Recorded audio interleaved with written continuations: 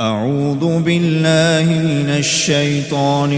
الرجيم.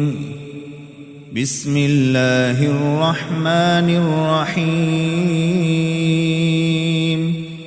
أفحسب الذين كفروا أن يتخذوا عبادي من دوني أولياء إنا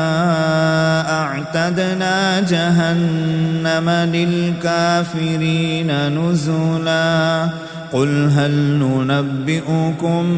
بالأخسرين أعمالا الذين ضل سعيهم في الحياة الدنيا وهم يحسبون أنهم يحسنون صنعا أولئك الذين كفروا بآيات ربهم ولقائه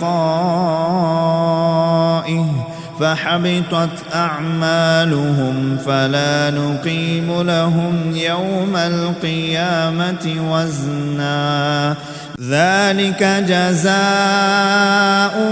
جهنم بما كفروا واتخذوا آياتي ورسلي هزوا إن الذين آمنوا وعملوا الصالحات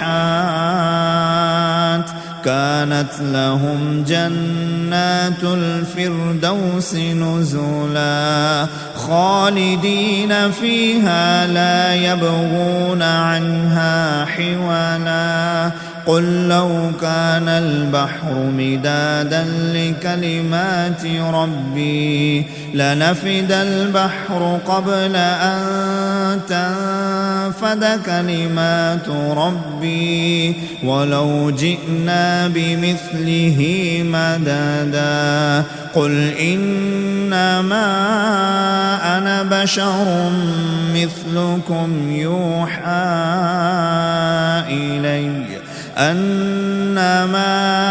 إلهكم إله واحد فمن كان يرجو لقاء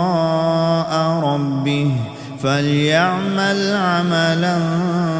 صالحا ولا يشرك بعبادة ربه